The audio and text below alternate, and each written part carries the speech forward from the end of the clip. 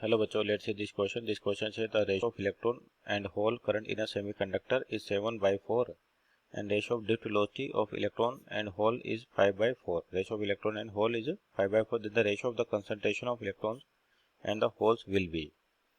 तो यहाँ देखिए, पहले तो की कॉन्सेप्ट की बात कर रहे हैं। तो आपके पास तो की कॉन्सेप्ट हो गया, की कॉन्सेप्ट।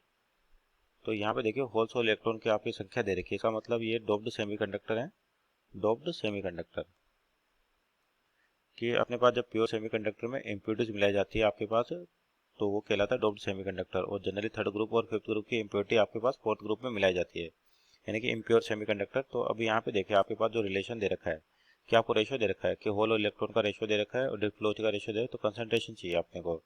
तो जो करंट होता है आपके पास बेसिकली होता है I = NeAVD। तो जो N होता है नंबर ऑफ चार्ज पर इनटू वॉल्यूम।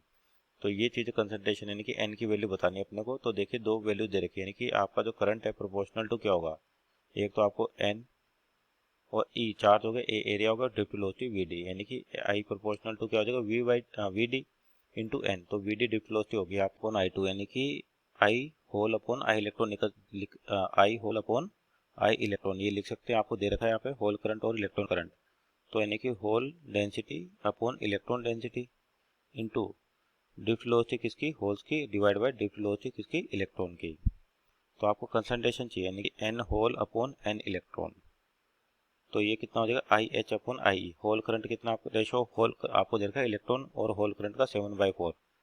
तो ये आई एच अपॉन आई ई, तो आपको रेशो कितना है 7/4, यानी कि इलेक्ट्रॉन अपॉन होल का दे रखा है। तो ये जो 7/4 है तो क्या लिख सकते हैं इसको 4/7।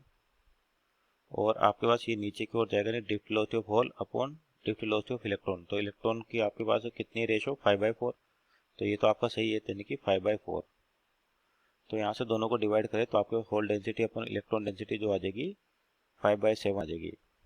तो आपसे पूछा भी ratio concentration electron to hole पूछा है आपसे, क्या पूछा, इलेक्ट्रॉन टू होल, यानी कि L electron upon N hole. तो ये उल्टा कर दो इसका, तो 7/5। So this our final answer. और ऑप्शन चेक कर तो option number B is our right answer. Hope you understood well. Best of luck.